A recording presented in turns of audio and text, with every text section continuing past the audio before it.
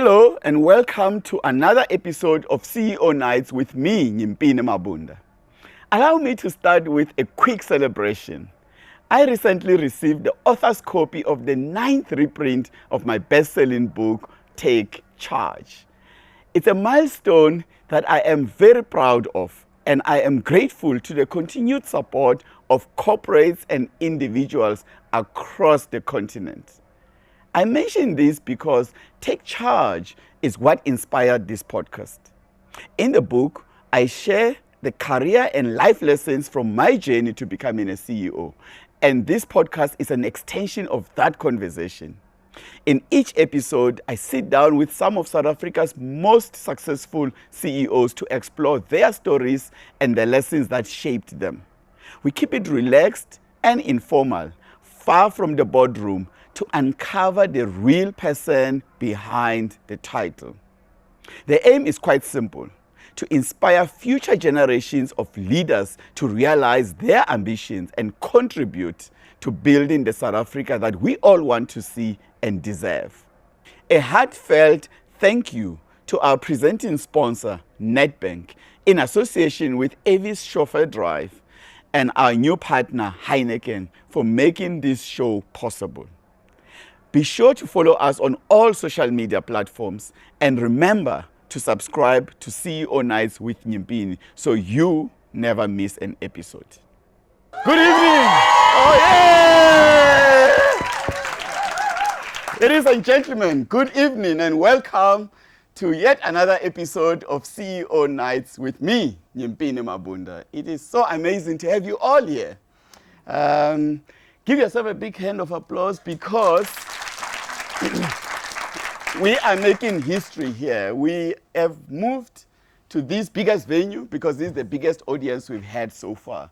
I try my best to limit the live audience to 50 so that we can keep the conversation quite intimate and we can really get to know each other. But the demand for tonight's episode was just so overwhelming. And it does not surprise me because we all want to hear from my guest tonight. We really do. He is not a textbook CEO. Wait until you meet him and you'll see. He's like a proud corporate misfit and a maverick. So I need to, he's like on a mission to shake things up, and he recently wrote on his LinkedIn page, and I need to quote: "There is no rule book for being a CEO. And if there was one, I probably would have ignored it. Because leadership does not mean losing your personality." Close quote. That really, in a nutshell, sums up my guest and his attitude towards leadership, that you really have to stay authentic. And just to give you some highlights of some of the fun things that I've learned about him, that I was like, whoa, this is un-CEO-like. Now we need to uncover and go deeper into these things. First of all, which CEO designs his own sneakers and call themselves a sneakerhead? This CEO is an accomplished sports person. I'm talking about low single-digit golfer. I'm talking about a very competitive paddle player. I'm talking about a provisional level hockey player. Huh? I mean, I can go on and on and on, right? So it's not either or, it's both. Usfuna sonke. And then, thirdly, I got to learn that at first I used the word adoration, but then I upgraded that to addiction, to Lego. That's how much he's a Lego player. He collects, he's got a Lego everything. Lego flowers, Lego, but I mean, I've learned something about how he gets his Legos done, not always himself. He's big on the big D word, delegation. He gets people around and then they build these Legos for him. And then typical CEOs, he supervises. He's an award-winning CEO, CFO and CEO, one of the youngest actually in the country. And he has a successful IPO, something that we can all dream of. He actually led the business that is now CEO of, together with a team, of course, to an IPO, and is currently transforming it into a total healthcare ecosystem business, making quality care more accessible, driving innovation, and driving purpose-driven leadership in a human way.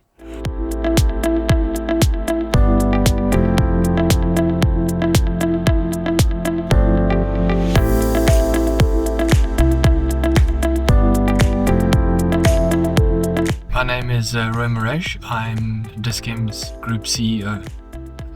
My expectations are really centered around versions of the show that I've watched previously.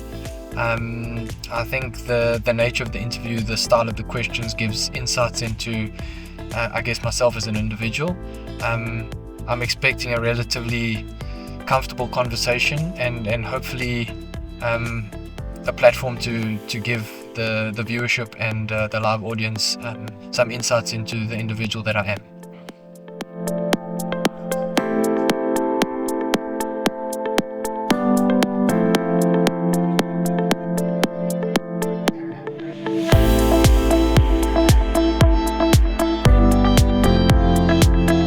So, ladies and gentlemen, as we typically do in this podcast, I want your vuvuzelas, I want your flates, I want your whistles, I want you to bang the table if there's one in front of you, to welcome on stage the incredible Rui Morais, the Dis-Chem CEO. Welcome. I was just reflecting on Mother's Day and celebrating the mothers amongst us. It's been 2 days ago. And I saw your piece on LinkedIn about that, reflecting on your, what an amazing mom that brought you up. Mm-hmm. And sadly, you lost her, I think it was 2010, 2011. Yeah, that's right. But what do you remember about your relationship with her, and something that perhaps you're still grateful for today in terms of molding you to the leader that you've become? Sure. So I think, I mean, as anyone who has children and who plays kind of those roles, there's this, I suppose, inherent understanding and need and want to give your children kind of the best upbringing.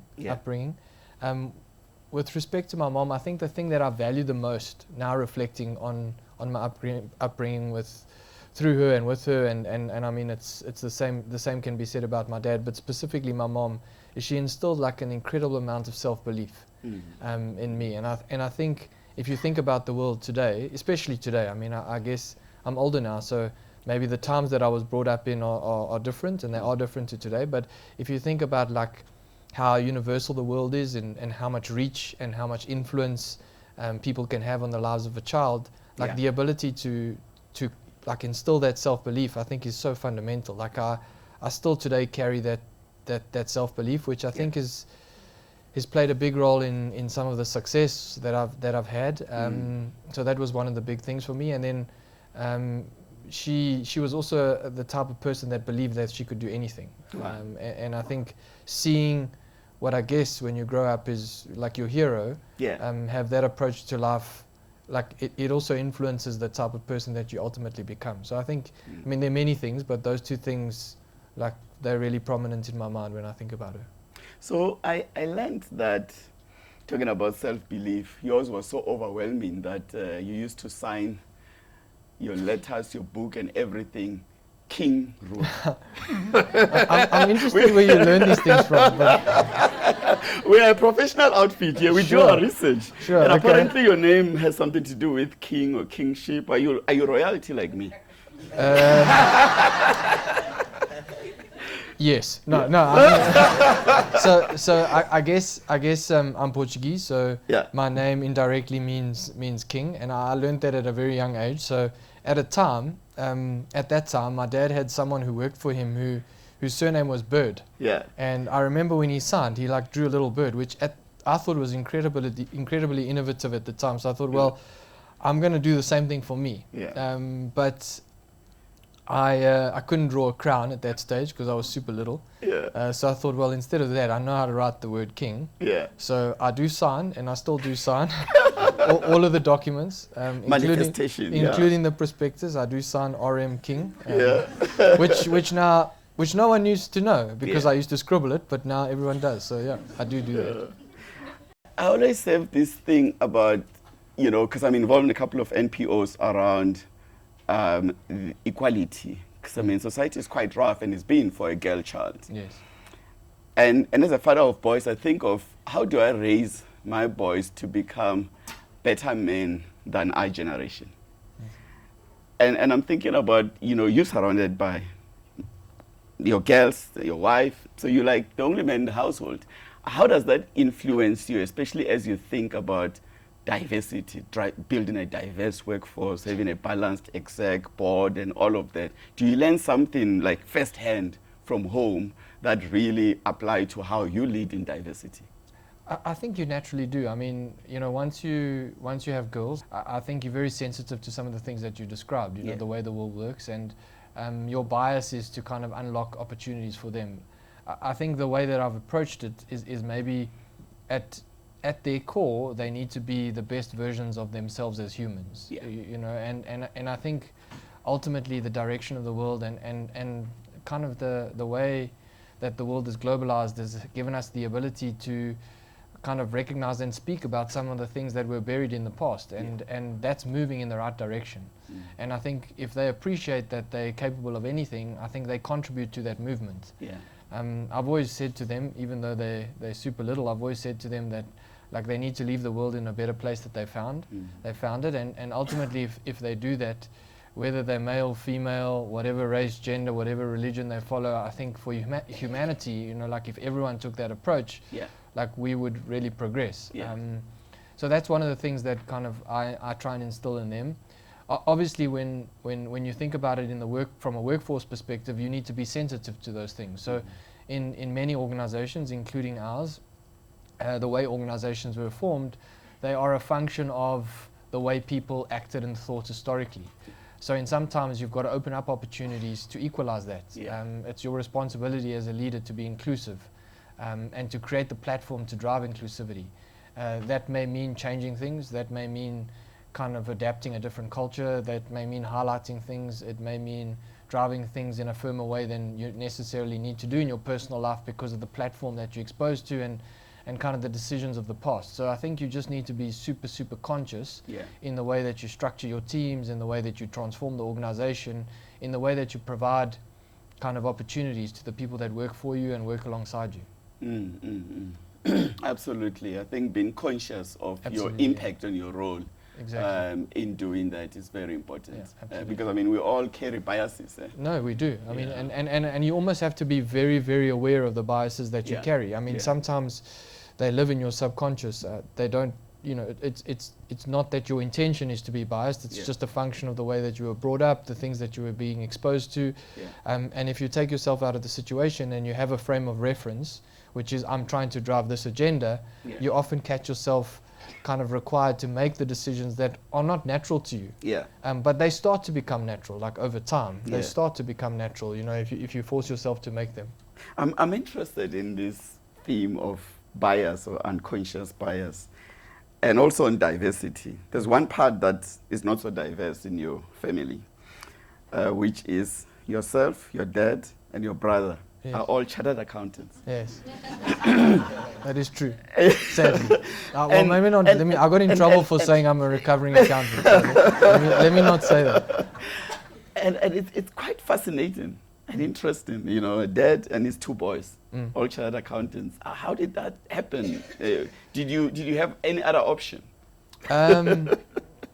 So I think. I mean, I obviously value my dad's opinion, and certainly at the time where I was making the decision, I valued his opinion a lot. And the reason I ultimately ended up, you know, going the chartered accountant route, and I have to be super careful if I don't offend people here, but the reason I ultimately went the chartered accountant route is I never wanted to play a traditional accountant role. And I said that in a recent post, but I always felt that I wanted to create as opposed to record the consequences of decisions. But in studying what recording the consequences of decisions did, and I mean that's ultimately what you do when you account, it did give me the ability to get into decision-making positions a lot sooner than I would have if I'd gone the traditional route. So, I mean, the simple conversation I had with my dad was, I said, like I wanna run a business. At that stage, I was super invested, and I still am very invested in retail. I wanted to run a retailer, and like what would get me there the fastest. And he said, like if you go the traditional operational route, the reality is the way that the corporate world worked is you had to kind of do your time through operational, regional, etc. And he said, but if you have some financial acumen, like you start to be part of those conversations, and you start to allow yourself to contribute in a much sooner manner, right? A lot faster. So that was really the conversation he had with myself and my brother at the time. I always tell my brother he just did what I did, but I mean, I think on reflection, I mean, he probably took a similar kind of view on it, but it was just to get me into a position where I could influence things the fastest. Not to say that having gone through the process, I mean, like what I've learned and like the benefits of understanding the commerciality of decisions in the way that you study being a CA is like fundamentally important, and it's a skill set that I possess as a function of having come through the course. But my reasons were maybe slightly different. So that's ultimately why I decided to study finance. And you came in from EY, as I understand it, That's where right, you were the partners supporting the Dis-Chem business. Yes. And you were insourced. I know that a lot of insourced, consultancy businesses, I whether the big three consulting firm and whatever, they don't like it when you take their talent and bring it in. No, how was that conversation, and did it create a bit of friction between auditor and retailer? No, or client? I think I mean like any consulting business or any business that does work for clients, I mean ultimately, and it played out exactly like that. Ultimately, when you do have someone who's kind of experienced the brand, so on the consulting side or the auditing side, naturally there's a tendency to support the brand because you know what you're getting. So as I joined Dis-Chem, I think EY then stayed on and assisted us across the listing and the IPO. And I will always have an affinity and a relationship with the brand. I mean, ultimately it was a part of my life. So I think, consulting firms and traditional auditing firms naturally expect that these things happen. And, if they don't, like, I think it's relatively short-sighted because they do produce people who ultimately end up in commerce in any event. So it was a really relatively okay conversation, I would think. Nedbank private clients get rewarded with greenbacks. Get up to 30% off on flights with Greenbacks Travel on Avo and up to 2% unlimited cashback on all Nedbank Amex card purchases. Plus, even more rewards on Fridays. Join Nedbank private clients today. See money differently. Nedbank. A lot of the people in our audience here, these are middle managers, senior managers who have aspiration to get to the C-suite. Some wants to start their own businesses. This is about growing yourself as a leader, and that's what my book is about. And one of the big challenges in a career is a transition point. Because when you make a transition, whether from one company to another, one function to another, you get into a steep learning curve. And it can go very well, or it can bomb very badly. You took quite a big risk coming from the auditing side with no operational experience, and now you're on the client side, and you're missing that part of having worked in the store and growing from within. Exactly that. How did you bridge that gap? What are some of the lessons you can share on making those big transitions? So I think the most important for me, I mean, just a personal reflection of that process, and at the time, like what I try to hold myself accountable to was, like, you need to know your what or your why. Like you need to know what you're chasing, right? And I mean, I don't listen to too many individuals, but I do, and I have followed like Simon Sinek for a little bit.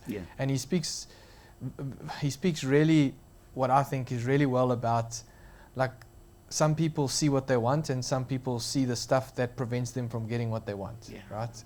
Wow. And I think that's super true. He uses an interesting story around, I'll tell it quickly, if you don't mind, but he uses an interesting story about going for a run in the park and with a friend, and at the end they're giving out free bagels. And he says to his friend, like, do you want the free bagel? Because, like, I want a free bagel. And his friend is like, no, look at the line. So he's like, but it's a free bagel. And he's like, well, but look at the line. And ultimately the story ends with him like going to the front of the line, taking 2 bagels and no one says anything about it, because and his reflection on it is true. He said, like, I took what I wanted. Yeah. I didn't prevent anyone else from taking what they wanted, but I never allowed the line to get in the way, right? Yeah. Yeah. And I think whenever you go through a transition, Yeah. like, that's such an Yeah. important frame of reference to have. Yeah. Is like, I knew I wanted to be in retail. Yeah.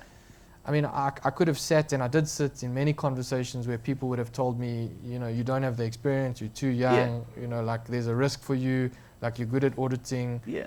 Like, but the reality is, I knew what I wanted. So, like, those things became insignificant. So I think that's the first important thing, is like, you need to know what you're trying to chase. Yeah.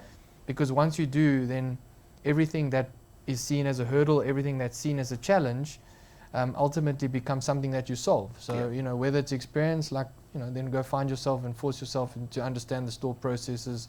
From my perspective, I mean, there were lots of things that I could talk about that happened, you know, post that decision. But whenever I had a tough day, and you have many tough days when you transition, because you ask yourself the question, like, this feels like a completely new world. I feel like I'm not contributing. I'm slowing myself down. All of those kind of things that run through your mind. It's human nature. Yeah. But if you take a step back and you make reference to why you're doing it, like, there's this almost, for me, there was this internal energy that gets you to show up every single day, and eventually it becomes something you forget about, and you find comfort in the new way, in your new world, right? Yeah. So that was probably the most important thing for me, was like maintaining that frame of reference as to why I did it. I mean, and that's a great lesson there. I mean, I'm even taking a lot from this. The one thing that we all face, I suppose, in our careers, in corporates, is the politics, right?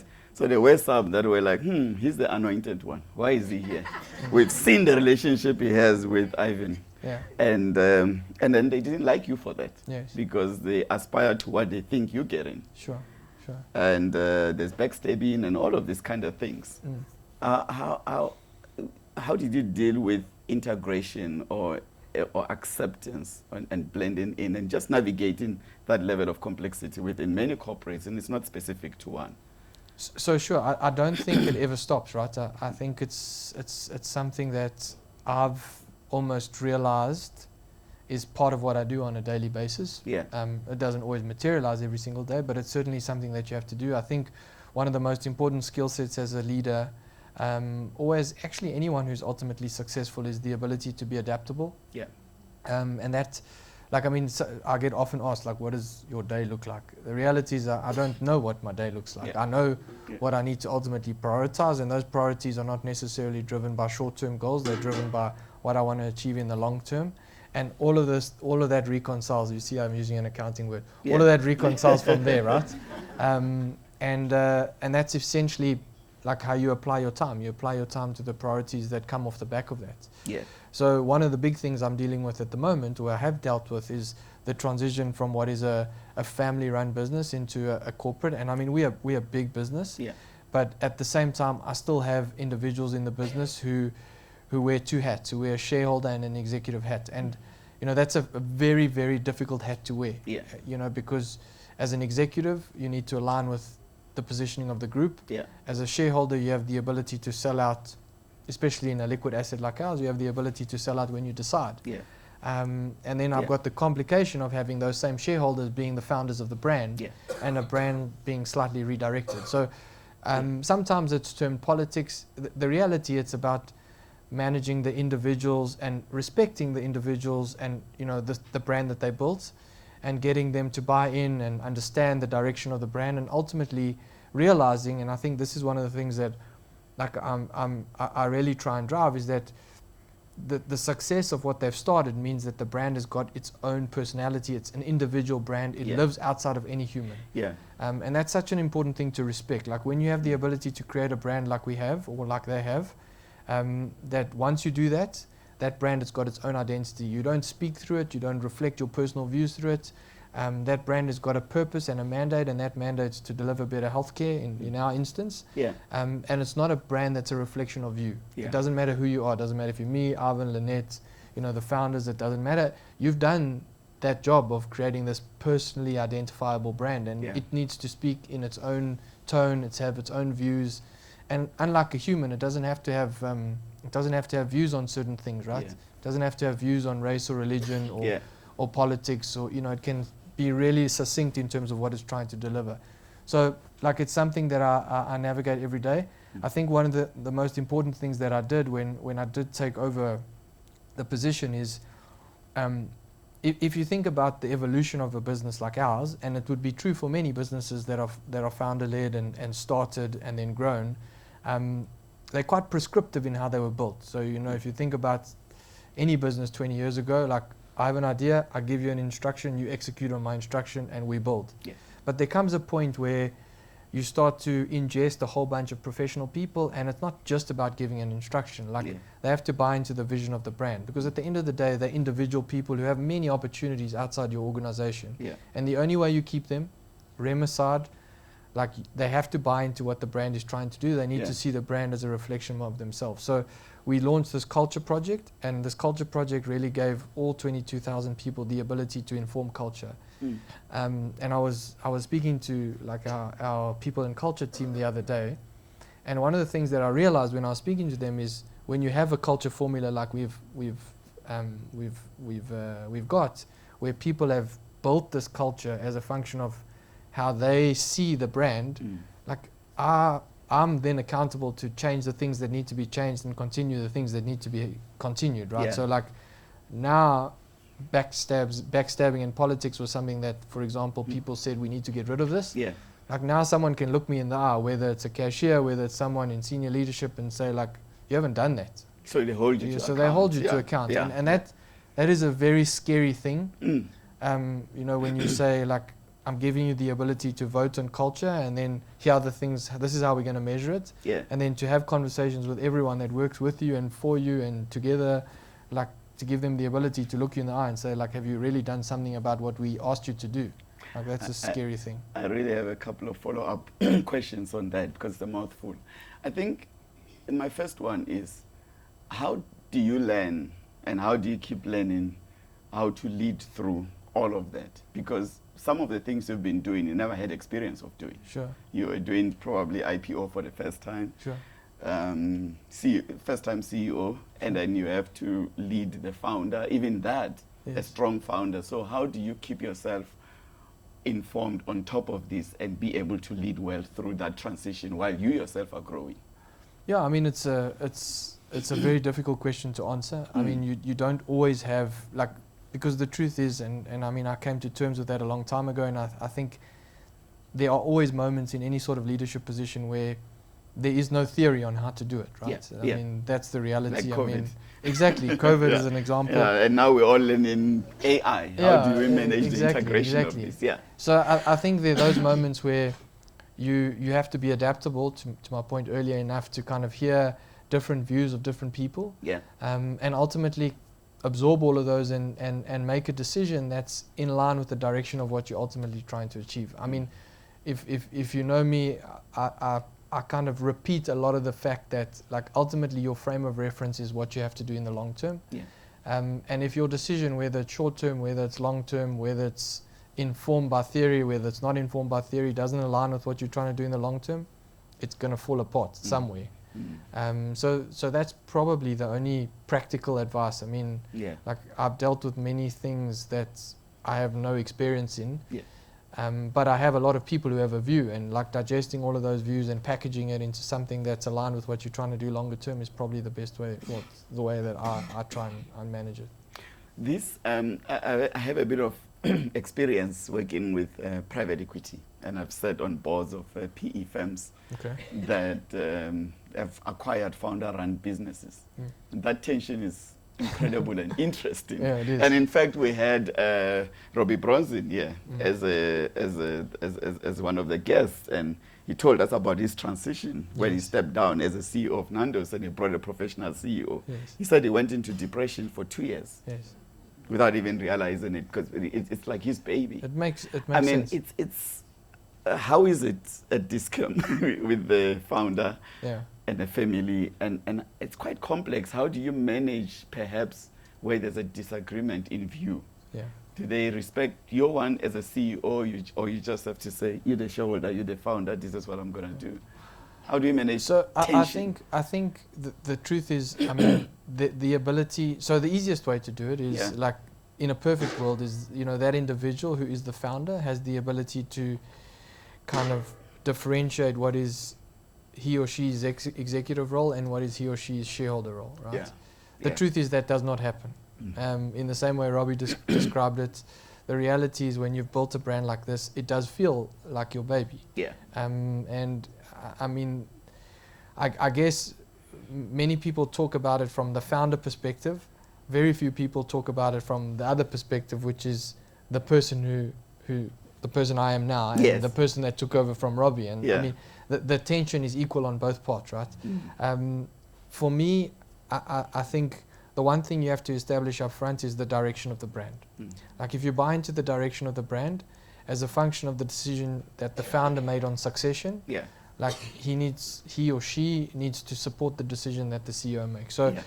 it becomes super ineffective if you start to try and work in a world where you're not making decisions aligned with the direction of the brand, that you feel like you should be making decisions aligned with the direction of the shareholder. Because ultimately, the shareholders or founders ultimately dilute, and you have other shareholders which are all expecting a specific return, and the brand's got a specific direction. So there shouldn't be an instance where, you know, you've got a view on the direction of the brand and you make a different call because the shareholder's got a view.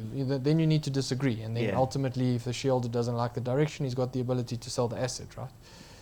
So that's always how I've tried to manage it. Wow.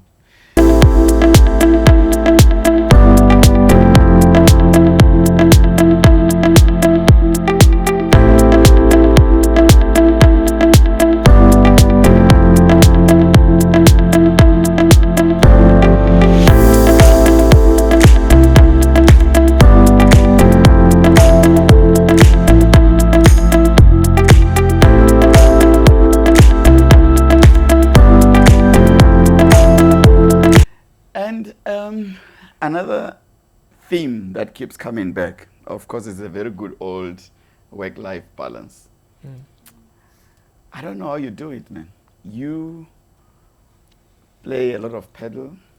You recently completed 2 oceans marathon. Congratulations, Thank by you. the way.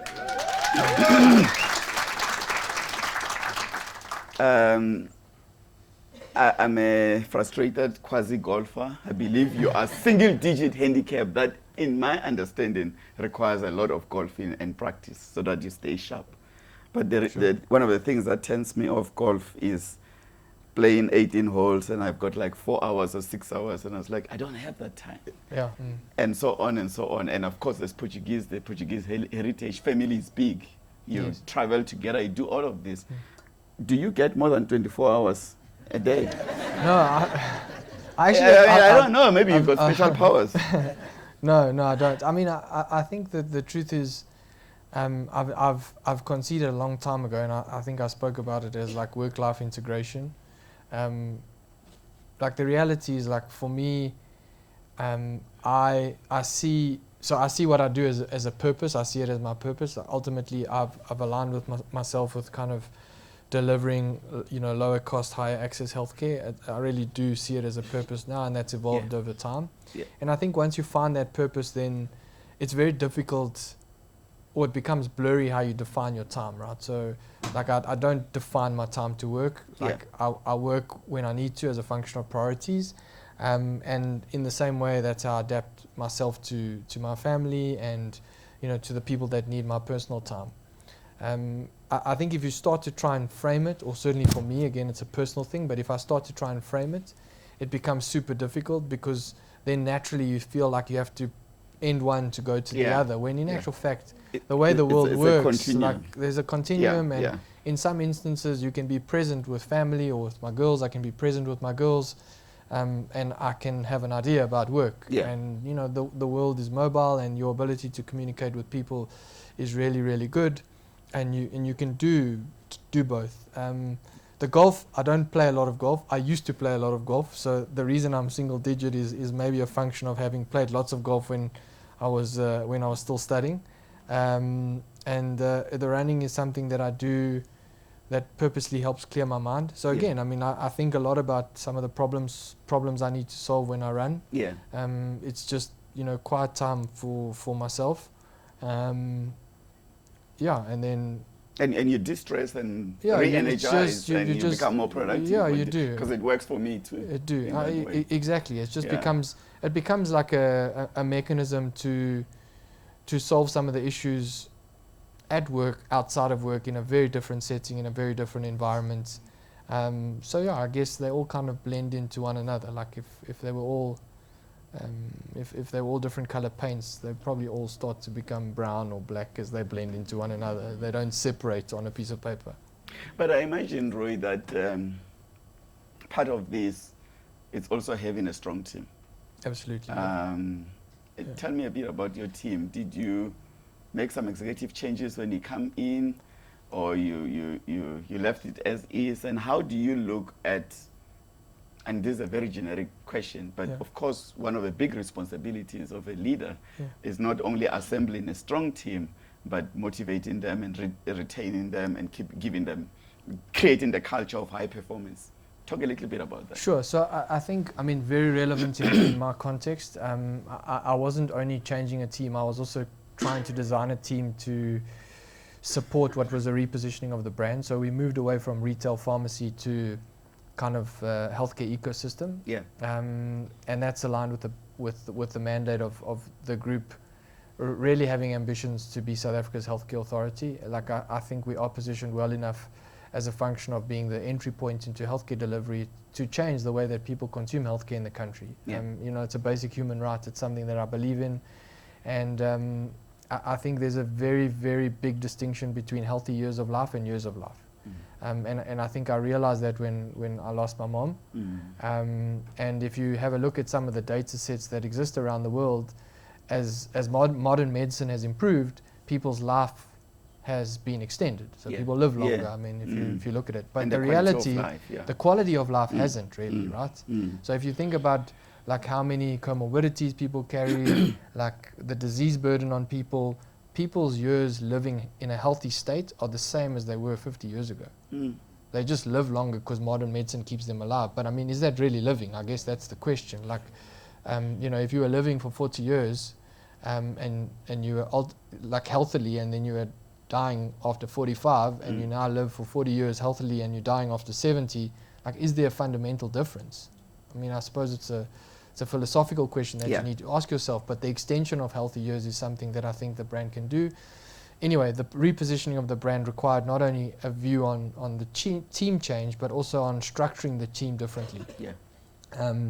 So I think when you're in those moments, you can't be scared of making the change, right?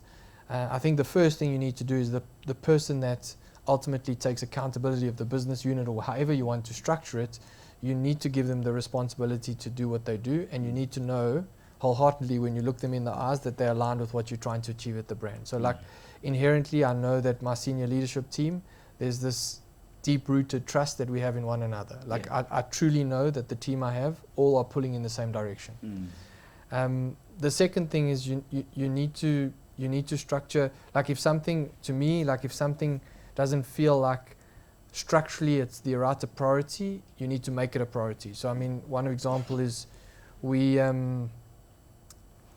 speak a lot about like disrupting healthcare, but we were very structured in a very traditional way, you know. And if I ask myself, well, how do you disrupt healthcare in a traditional way? Like I can theorize about innovation, but if I drop innovation in a business unit that's traditional, like it's going to become priority 3 or 4 because you still have traditional KPIs, you still have to deliver on turnover. So I mean, then we structured what we call ex-Bigley Labs, which the name has got a story of its own. But the reality is that unit, which is an innovation hub, is purposely designed and accountable for innovation, literally only to innovate. Now, you know, 6 or 7 years ago, would traditional retailers have 100 people focusing on innovation that they can fail quickly and drop into the organization? Maybe not. But if you want to be disruptive, how can you not? You know? And as soon as you introduce those kind of structural changes, you know, you create a level of people feeling uncomfortable, like why is this changing? What am I going to lose in my role? What's moving over? Yeah. And those are the things that you have to navigate. But you cannot be scared of the challenges that come with those changes, because if you are, like, then you're not doing justice to what you want to change, and you will ultimately not succeed, because you can't dream of those things and not effect changes to enable those things. I mean, one of the things on innovation, I'm glad you touched on it. I mean, many so-called legacy businesses have got these innovation hubs, because they all call one of the big 3 consulting firm, and then they help you set it up. And then you put it there as a unit, and they never really looked at it, and everything that they bring, you're conservative, you don't even fund it. Yes. Or if they fail once or twice, you shut it down. I think this relationship with failure and nurturing products, it's quite hard for legacy businesses. It is. It is. And I would argue, stereotypically, that it's even harder for chartered accountants. And many of the innovators and growth-oriented companies complain about finance. Cutting budget and resources as soon as you show one sign of failure. How are you living in those two worlds? So for me, it's tied back to that concept of what are you trying to achieve longer term, right? Yeah. As soon as you take a very short-term view, I mean, the reality is, if you think about the concept of innovation, like innovation is building something that doesn't exist. You cannot predict a return, right? So you have to believe in the direction, the longer-term direction. So like principally, you've got to size up an opportunity, but the way that thing delivers, you have to accept is not going to be linear. Because as soon as you think it's going to be linear and you miss your first budget, to your point, you're just going to pull investment. But if you pull investment, how do you disrupt? How do you change? So I think it needs to be driven, from the top. So like, for example, that innovation executive reports directly into me. I work with her pretty much every single day.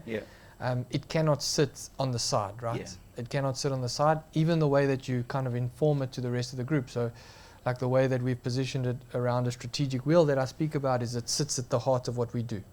Like it sits in the middle. Like people perceptively need to understand the support for innovation and the way that you think about it as leadership. Because if you don't, to your point, it's only the next set of results away from being discarded. And then no one's won except the consulting house. During COVID, back in 2020, I think you were interviewed by Financial Mail. And they asked you what you would do if you were president. And you said you'll find ways to extract more value from the private sector to solve South Africa's problems. Have you started doing that? I know you're not president, but like you are king. I mean, but on a broader point, and President Ramaphosa is in Abidjan at a CEO forum, and he talked about the need, and he made a passionate plea for the private sector to work alongside government and be more involved across the continent to help grow the continent and solve some of Africa's problems. And I think that's sort of the same theme you're saying. Is private sector doing enough? If not, what are you leading as a CEO of one of the biggest companies and as a purpose-driven leader? Sure. So I mean, if I think about the answer I gave back then, I think the context to that answer was during what was a chaotic period, as we all understood it. One of the things that came out of it was this unbelievable collaboration between the private sector and the state. Not because anyone planned it, it was forced, right? So the private sector ultimately had to administer and deliver vaccines, and they did that for millions of South Africans that otherwise would have been reliant on the state, and the consequences everyone understands. I mean, I think South Africa's approach to COVID, if it's benchmarked globally, it was really, really well handled, if it wasn't one of the best in the world. But it was forced, which is, I think, is the thing that's missing. If you think about what we're trying to do as a healthcare ecosystem kind of engine, that concept of increasing access and lowering cost is effectively another way of saying the private sector's got invested infrastructure that is underutilized. So it doesn't really matter what part of the service, part of healthcare you look at. So I mean, I'll quickly describe. Our clinics are probably utilized 65% capacity. Hospital bed capacity is probably at about 70 or 75% if you follow like the listed hospital groups. And if you look across healthcare delivery, all of the private sector invested infrastructure, so sunk cost type stuff, like it's there, it exists, right? And it's able to accommodate what is what are people that are reliant on the state. So I think naturally within healthcare delivery, there's this opportunity to aggregate the two, right? Yeah. So drive more people that are reliant on the state to utilize private sector. The challenge in South Africa is actually health funding. So if you think about health funding in South Africa, some of the big medical aids, they've done a great job of providing access to health, right? But they have never differentiated the concept of choice being fundamentally different to access, right? So any medical scheme plan gives you an incredible choice, right? And you're starting to see a little bit of that now. Like if you want to go, if you've got a cold, you can almost go to a specialist. Like that's the wrong way to deliver care, because it's an inefficient use of the specialist time, and it's a cost burden on the way that health is funded. So what we actually need in South Africa is we need more appropriately routed delivery of care, which means a service provider needs to also control how you think about health funding, to be able to build solutions that say you can access healthcare. We've applied our minds in doing it. It has to be done this way so that you can afford it, because that increases the utilization of private sector infrastructure. And that's the reason we've launched medical insurance products, and we're thinking about health funding in a slightly different way. Even the way that we've thought about life insurance. Like life insurance, for example, I mean, there's probably many people in this audience that carry some sort of chronic condition. The truth is it's well looked after. Why should you be penalized for carrying a chronic condition as a function of it being looked after? You're as healthy as someone who doesn't carry it if you look after it. So just your consumption of health, or your consumption of the products related to managing your condition, you shouldn't be penalized for it. But for that to happen, you need to control the service part of the healthcare channel, and you need to influence health funding. And that would be the way that I've started to create the healthcare ecosystem to deliver into exactly that. Private sector has to bring solutions to the state. It's just the way that the world works, right? And that in itself, what I described there, is a very, I don't know if I'm allowed to say that, but it's a very sexy solution to what NHI is, right?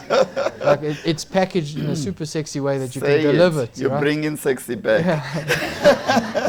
It's a super impactful way to deliver what could be healthcare for many South Africans that are currently relying on the state, and then the state has got infrastructure to support the people that it can, because it's overburdened at the moment. Fantastic. Thank you. Ladies and gents, please a big round of applause for the conversation so far. Get a dedicated relationship banker, preferential rates, 100% home loans, travel and lifestyle perks, and access to wealth solutions. Get the complete private banking experience. Digital when you want it, human when you need it. Thank you, Rui. Thank you for sharing part of your journey. My name is Bukosi Kumalo, and I'm the Deputy CEO at Olia South Africa. You posted something, I don't remember whether it was a week or two ago, which really resonates a lot with me. I'm a suits and tie guy, but that resonated with me because of one thing. You say that you prefer to dress for authenticity and not for comfort or success. I think that's what the adage goes. How important is authenticity in leadership, in success, whether as an entrepreneur in corporate?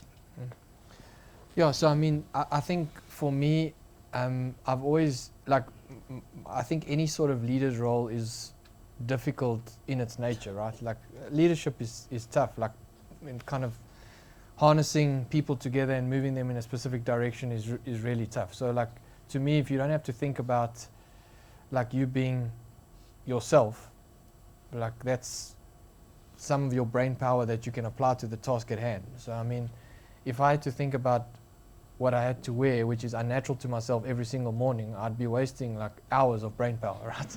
That's the truth. So I mean, and in doing that, I unlock the ability for the people that work with me to do the same. I'm not necessarily interested in what you wear. That's not ultimately going to solve South Africa's healthcare problem.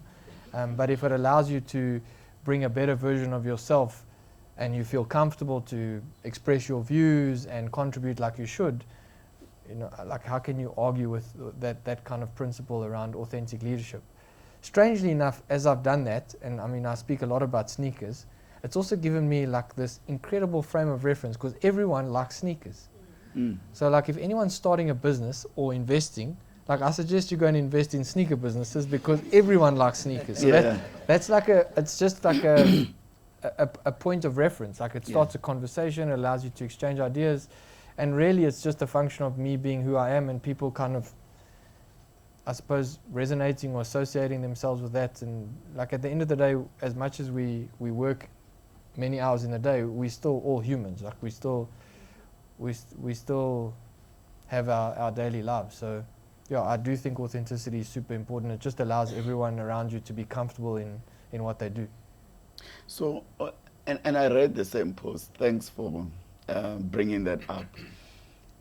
How far do you take it, Rui? Is there a limit? Is there some minimum criteria? So it's something that people might feel uncomfortable with because so-and-so is wearing in a revealing way or in a place that they think is inappropriate for the workplace, or it's open for all? So I think there are conventional things that need to be considered in the way that you deliver that, right? And I think ultimately you also, as a leader, set the tone in a responsible way. So like for example, I'm not going to wear very short shorts to work, right? Like it would set the wrong tone. It just encourages the wrong behavior, not because they're short shorts, but it also like it's perceived as unnatural. Like if you think about just being your natural self, there'll be very few instances, I think, of what you describe. And in some of those instances, I think you'll know, based on the relationship that you have with those team members, that then distill that kind of behavior downwards, when there's an appropriate time to have a conversation if it's needed. Okay. Good evening. My name is Tsepo Mbelengwa, and my question is just around balancing between profitability and your personal ethics as a leader. When you make, what are some of those decisions you make, and how do you then make them? Sure. So the concept that you've spoken about is something that we actually discuss internally quite a lot. It's this concept of doing well and doing good. I mean, ultimately, that's what you need to do. So I think when you have a brand and a business case that's well established, I think very soon in your process, you need to establish that part of your responsibility is to do good as well, right? So it becomes kind of tied in with the mantra of the brand. I have a very easy role now because part of the brand has always been doing good. So if you think about Dis-Chem, there's always been a foundational element. Like the doing good part doesn't exist separately from the doing well part. So it's naturally something that I've actually never had to really change or fight in the organization. Like every decision we make obviously has to be driven through like a return lens, but there's this inherent question that comes from the organization to say, like, yes, we're chasing profitability, but are we being true to the concept of doing good? And it's actually something that we kind of supercharging as opposed to having to deal with. I'm just lucky enough that it was built in the ethos of the brand. But they're not mutually exclusive. You don't have to do one at the sacrifice of the other. Absolutely not. And I think there's regulation that's going to require more and more corporates to do that. Like you have to consider that your role is not only to deliver a return to the people that you own, that own you as a business, but also to the environment that you're in and the people that you influence. Has to be. Otherwise, it's not progressive, right? Hi, my name is Mandisa Matobela, and I am a loyal Brian Park Dis-Chem shopper. Oh, good. My question for you is related a little bit to what Nyimpini characterized as the private sector responsibility and the duty that they have to contribute to growth in society. Dis-Chem's got a phenomenal story of how it's grown, how it's listed, and how it's become this phenomenal business. And almost become like another one of the oligopolies that we have in the country, the big four banks, the big four retailers, the big four insurers. How are you seeing the transition from retail pharmacy to healthcare ecosystem is opening up opportunities for the smaller guys that you used to be in terms of democratizing access to opportunity, particularly through your value chain and your supply chain? And how does that form part of your sustainability narrative? Sure. So that's quite a question, right? I almost want to, like, There should be a round of applause for the question. I don't know if you're allowed to do that. She did say she's a lawyer. She did. So I think, I mean, there's multiple facets to the question. So let me try and describe the first part, right? So, I mean, we as a business, alongside Clicks, have been criticized for kind of the duopoly that we run, and the reality is that if you look at many global first world markets, the corporatization of pharmacy has happened, right? So if you think about the challenges that exist in the independent space, it's not necessarily only a duopoly because of the brands that we are. It's a function of many things that have changed in the environment. So I'll give you an example. Retail space has changed. So there's been a shift away from high street shopping, which is ultimately where the independent used to live, into convenience or strip malls, which if you think about the landlords are going to want corporate brands, etc. Right? I think that sits at the heart of the investment thesis that is our business. But if you take a sustainability lens, you have to ask yourself, well, at some point in time, you have to appreciate that because of the geographies of the country, there's elements of the country that from a market size perspective are never going to be big enough for us to access, right? So South Africa, in my mind, consolidates at about 65% corporate pharmacy, which means there's a sizable independent community that has a role to play in delivering healthcare. Now, the independent community that has a role to deliver healthcare needs to be looked after in many ways. So, for example, from a wholesale perspective, the supply of drugs needs to facilitate in there. And that then becomes an opportunity for you to service, in the way that we've structured our wholesaler, for you to service a market that becomes a customer of yours. We've created a very successful franchise, which is the Local Choice, which takes the benefits of corporate pharmacy and gives them to the hands of equity holders and allows them to deliver healthcare better, because it's opening up value that as independents they wouldn't have received. But as corporate you can pass on. And yes, we're securing the supply, but ultimately we're keeping the independent pharmacy alive through our franchise brand, right? And I think that responsibility is super important, because if you're irresponsible in the way that you do it and you kill those businesses, ultimately you're also killing healthcare delivery, which is what the brand is supposed to do. That's just from a retail pharmacy lens. If you think about it from a funder lens, that's a very different lens, because in South Africa, and I mean I've said this, so if I upset the medical schemes, I do, but it is what it is. I think as a function of the market shares that have existed, the medical schemes have been good at providing, as I said, choice, but they've been poor at providing access as a function of, and there's regulatory hurdles like the PMBs, etc. But for example, medical insurance as a product should have been driven in South Africa long ago, right? We have a young population who consumes out-of-pocket benefits, and it's almost criminal that there isn't a funded healthcare solution that supplies private sector healthcare into that audience at an affordable price point. And look, you can be cynical about it, but it doesn't suit the medical schemes to do that, right? Because it takes people or membership away. And like in those instances, if you have a healthcare ecosystem lens on, like you control the service provider, like we should be driving medical insurance. I mean, South Africa has, and I'm very vocal about it, but a clinic sister and the ability to practice at the top of their scope is a resource that does not exist around the world. To do that much healthcare delivery at that price point, it does not exist, and they're underutilized, right? But you can't do it within the funding solutions that exist in South Africa. So there lies the opportunity, and again, that talks to the sustainability point. I don't know if I got like maybe 20% of your question. Okay, cool. My name is Dumi, and I'm the founder of Chepa Africa. And I think the most interesting question for me is about your sneaker designs. Yeah. How many have you designed, and which one is your favorite one? And I think when I do start a sneaker line, I've got an investor in you. Yeah. And please big ups to Dumi and Chepa. They are the ones who dress me. So for all those who appreciate, a dressing organization that gives the... Okay, well, Your the presenter first thing I look, was going to yeah. say is like, I like your jacket. So that's super cool. And secondly, you would have an investor in me, absolutely. In terms of the amount of sneakers I've designed a lot. I mean, for me, it's I enjoy the process. So I enjoy the fact that you can individualize something that is commoditized. Like I've always enjoyed that. And there's something cool about having a pair of sneakers that you only have, that's very that are very individual, and that like you've applied your mind to.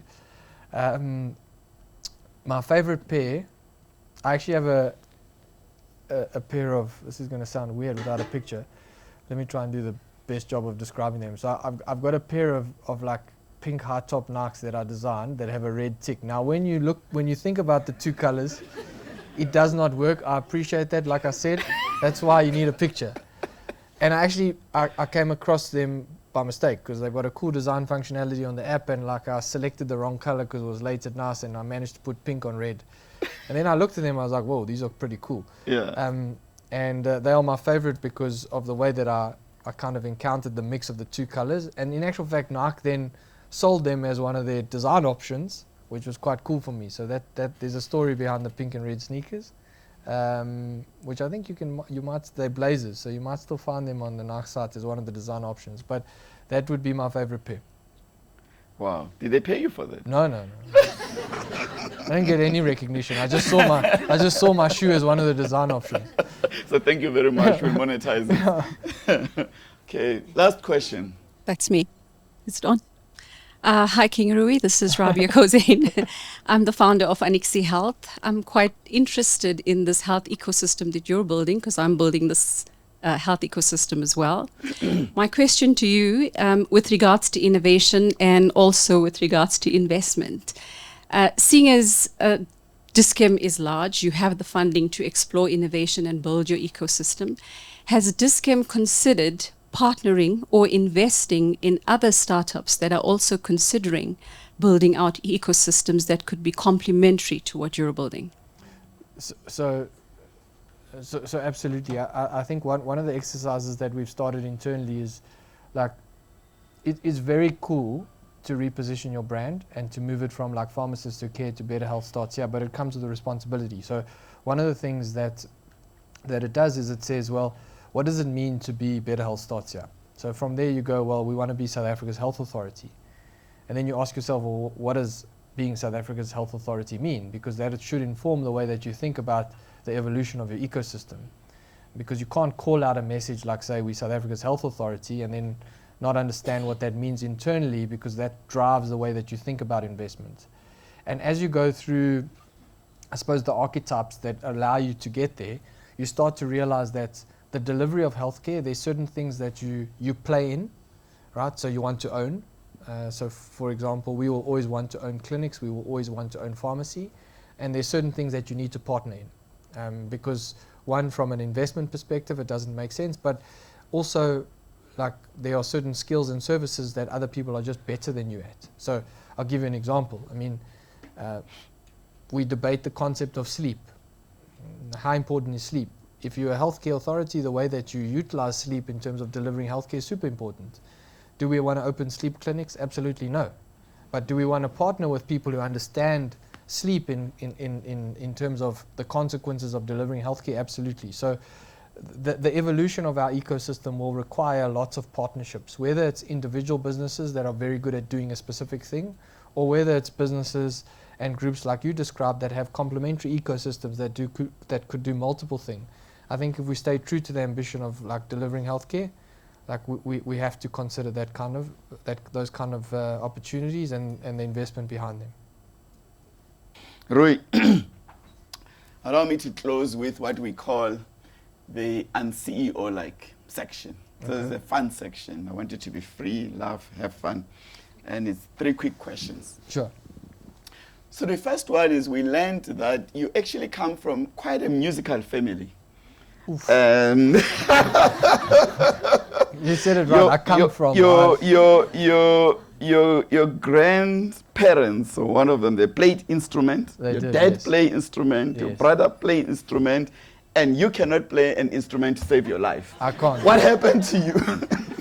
Well, how much I time thought do you have said left? earlier that you can do anything. No, so I was going to say, like, I'm super good with a mic, right? So, like, I can karaoke, but Is I that can't an play an instrument? instrument. Okay. But So the that's truth the was, instrument, the like, vocals, my eh? parents sent me to learn how to play piano. And I think it was like lesson 3. Like, I was more interested in playing. She had a son, the piano teacher. I was more interested in playing soccer in the garden. Like, I think she eventually found a reason to leave. She said, "No, your hands are too small, so like I can't teach you." So, yeah, I've never been musically inclined. No. We were told that part. Now, the second thing is that our perception of our accounting students is that it's very, very demanding, right? You're the clever oaks on campus, and you're like so focused studying chartered accounting. But somehow, while you were at Rau, you ventured into the social sciences building, or the arts building, to meet your current wife, your now wife, actually. How did you end up there? And what's the story of meeting up? How did you do this social fabrication? That is a long story. I don't know if I'm going to go into the details there. I guess I mean, like, I played a lot of sports at varsity. I met a lot of people, but I think one of the things that I tried to find was I tried to find people who could, it sounds super selfish, but that could help me along the way, right? So whether it was meeting her, or whether it was aligning myself with people that were much smarter than me, and I could benefit from kind of my interaction with them, I managed to find a way to try and do all of that. So, fantastic! Yeah. That sounds. I was adaptable, maybe. So you were not taking advantage of your fans. No. As a sports person. No, 100%. Okay, last but not least, we love the story of the stolen golf cart. Oof, the stolen golf carts. Yeah. Okay. Do you want to tell us about that? Sure. I mean, you basically gave your dad some serious stress. I did. So He probably went to the police, didn't he? No, he was on He the was verge close of going to. to the police. Yeah, I mean, so, how cruel is this? yeah, so it was slightly cruel, but I mean, I always say to him that it was his own fault. So I mean, we were on holiday. We have a holiday home, and we've got some golf carts. And my dad is an avid golfer. I mean, that's where the passion came from. Avid to the point where he will literally go to the driving range every single day, if you don't tell him that it's enough now. And it's in an estate, and he went to the driving range and he left the keys in the cart, which is not something that's responsible, right? And he always taught us responsibility. So we decided it was a good idea to take the golf cart, and we took the golf cart, and he went back to the golf cart and phoned me and said, "Roy, the golf cart's gone." So I said, "Well, that's a problem. That's not the smallest thing in the world. How do you lose a golf cart?" So he's like, I don't know. And he started to panic.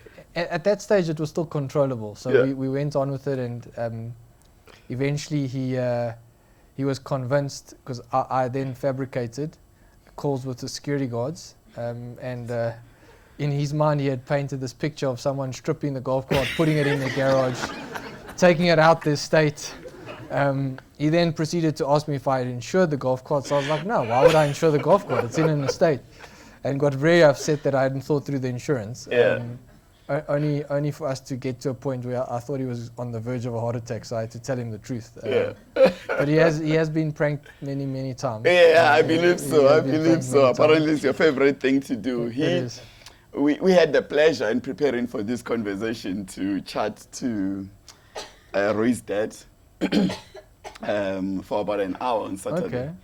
And he said he actually called the security to say, please watch out for anyone coming out with a trailer and a golf cart, because that's mine is stolen. It says throughout this ordeal that lasted a couple of hours, Rui was so cool and helping his dad to look for this golf cart.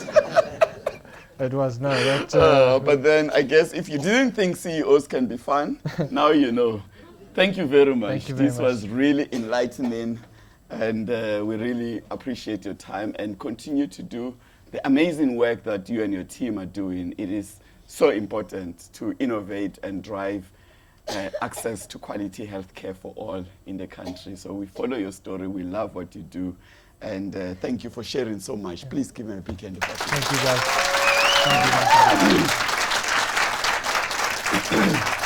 Thank you very much. Come and relieve us. Thank you. Thank you.